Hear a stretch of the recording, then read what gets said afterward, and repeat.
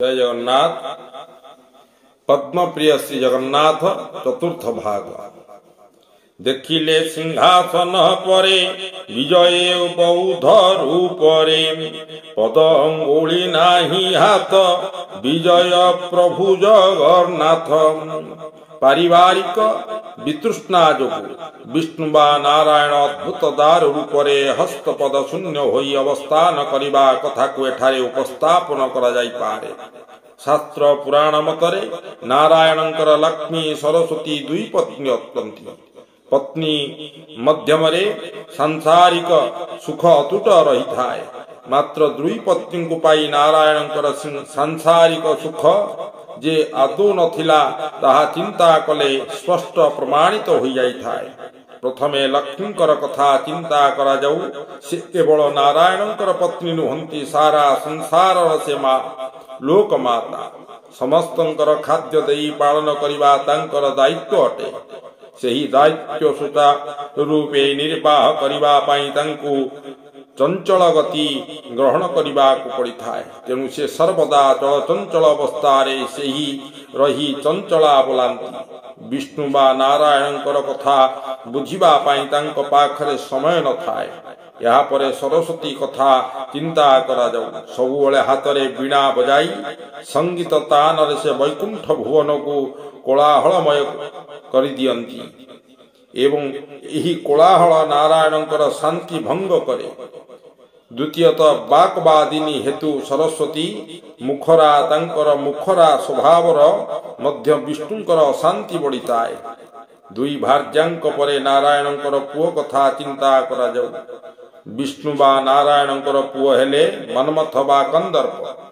से सबुबले फूलसर निक्षेपिबारे व्यस्त एवं सेही कंदर्प संसार रूपक सागर धीवर भावे स्त्री रूपक जाल बिछाई युवती अधर रूप आमिष लोभी मनुष्य रूपी मत्स्य को धरी अनुराग बा प्रीति रूप अग्नि रे बंधन रंधन करे। कवि कहिले विस्तारितं मकर केतन धीवरेण स्त्री संगीतं वडिछत्र भवाम्बुरासु जे नाचितारात धरामिष लोकमर्त्य मत्स्यानुकृष्य पचतीत्यनुराग बन्नु। कंदर्प प्रीति रूपक अग्निरे आमिष लोभी मनुष्यंकु केवल रंधन करे नाही, महान चोर भावे युवती कामिनीर रूप अरण्य रे बास करी कंदर्प सेही अरण्य रे विचरण करिबा को जाउथिबा मन पथिक मानकर सबु किछि चोरी करि नै थाए। एणु स्तन रूपक पर्वत थिबा युवती कामिनीर रूप कानन रे विहार न करिबार उपदेश देई कवि लिखिछंती।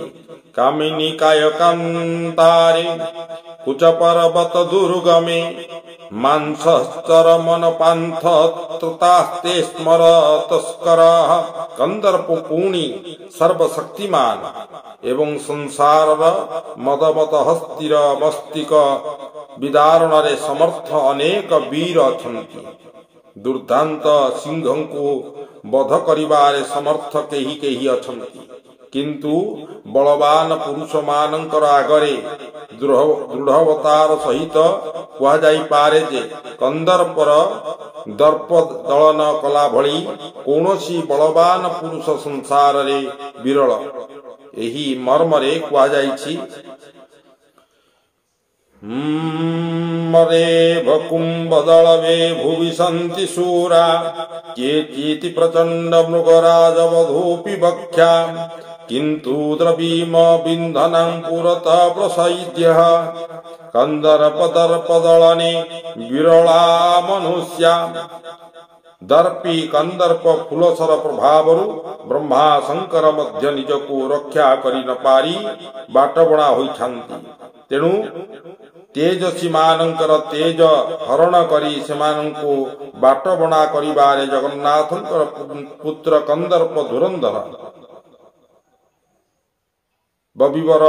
कविवर राधानाथंकर भाषारे कंदर्प निजे कहिछंती ଯେ ଯେତେ ତେଜ ସୀତା ତେଜ ମତେ ଅଛଇ ଜଣା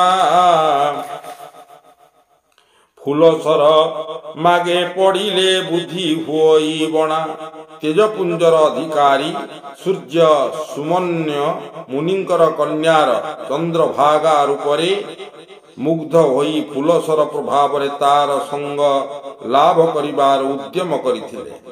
ମାତ୍ର ଚନ୍ଦ୍ରଭାଗର ଫୁଲସରର ବିପରୀତ ପ୍ରଭାବରେ ଚନ୍ଦ୍ରଭାଗା ମନରେ ସୂର୍ଯ୍ୟଙ୍କର ପ୍ରତି ବିରାଗ ଭାବ ଜାତ ହୋଇଥିଲା ଏବଂ ପରିଶେଷରେ ସୂର୍ଯ୍ୟଙ୍କର କବଳରୁ ନିଜକୁ ରକ୍ଷା କରିବା ପାଇଁ ଚନ୍ଦ୍ରଭାଗା ମହୋଦଧିରେ ଝାସ ଦେଇ ଆତ୍ମହତ୍ୟା କରିବା ଚନ୍ଦ୍ରଭାଗାର ସଙ୍ଗ ଲାଭ କରି ନପାରି କାମ ପୀଡ଼ାରେ ଜର୍ଜରିତ ହୋଇ ବ୍ୟର୍ଥ ମନୋରଥ ସହ ନିଜର ସୂର୍ଯ୍ୟମଣ୍ଡଳକୁ ଫେରି ଯାଇଥିଲେ।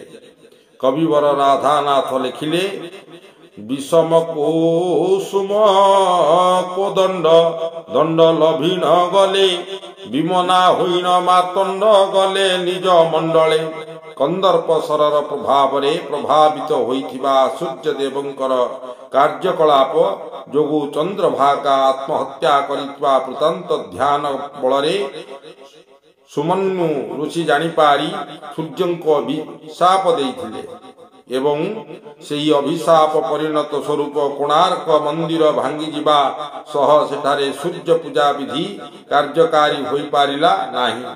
ଏହି ମର୍ମରେ କବି କହିଲେ ଧ୍ୟାନ ଯୋଗେ ଜାଣି ସୁମନ୍ୟୁ ସୂର୍ଯ୍ୟ କାର୍ଯ୍ୟକଳାପ କୋପାନଳେ ଜଳି ତପସ୍ୀ ଦେଲେ ଦାରୁଣ ସାପ ସେହି ସାପ ଯୋଗୁ ପଡ଼ିଲା ତଳେ ଦେଉଳ ରାଜ ଦିବୁଦେବ ଶିଳ୍ପୀଟା ଦେଖି ଲଭୁଥିଲେ କି ଲାଜ କୋଣାର୍କ କ୍ଷେତ୍ରରୁ ଉଠିଲା ଅର୍କ ପୂଜା ବିଧାନ ପରିଣତ ହେଲା ସେଦିନୁ ମରୁ ରୂପେ ସେ ସ୍ଥାନ।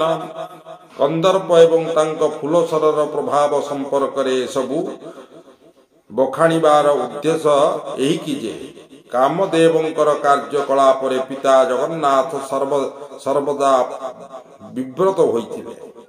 ଦୁଇ ପତ୍ନୀ ଓ ପୁତ୍ରର ଅରଣରେ ବ୍ୟସ୍ତ ହୋଇ ଜଗନ୍ନାଥ ଶାନ୍ତି ପାଇବା ପାଇଁ ଶେଷରେ ଜଳଧି ମଧ୍ୟରେ ଶୟନ କଲେ ମଧ୍ୟ ସେଠାରେ ଶାନ୍ତି ପାଇଲେ ନାହିଁ, କାରଣ ଜଳଧି ମଧ୍ୟରେ ପ୍ରଭୁ ଶେଷନାଗ ପଲଙ୍କରେ ଶୟନ କରିଥିଲେ। ପାଦ ପାଖରେ ଯୋଡ଼ହସ୍ତରେ ରହିଥାନ୍ତି ଗରୁଡ଼, ଗରୁଡ଼ ସର୍ପ ମଧ୍ୟରେ ଖାଦ୍ୟ ଖାଦକର ସମ୍ପର୍କ। ଜଗନ୍ନାଥ ଟିକିଏ ଅସାବଧାନ ହେଲେ ଅଘଟନ ଘଟିଯିବାର ସମ୍ଭାବନା ସବୁବେଳେ ରହିଥିବାରୁ ଜଗନ୍ନାଥ ଶେଷନାଗ ପଲଙ୍କରେ ମଧ୍ୟ ଶାନ୍ତିରେ ଶୋଇପାରନ୍ତି ନାହିଁ। ସୁତରାଂ ପାରିବାରିକ ଓ ପାରିପାର୍ଶ୍ବିକ ବିତୃଷ୍ଣା ଯୋଗୁଁ ଜଗନ୍ନାଥ ହସ୍ତପଦ ସବୁ ତ୍ୟାଗ କରି ଦାରୁଭୂତ ମୁରାରୀ ରୂପ ଧାରଣ କରି ପୂର୍ବର ରତ୍ନ ସିଂହାସନରେ ଅବସ୍ଥାନ କରିଛନ୍ତି। ଏଣୁ ତାଙ୍କ ସମ୍ପର୍କରେ କୁହାଯାଇଛି ଜୟ ଜଗନ୍ନାଥ।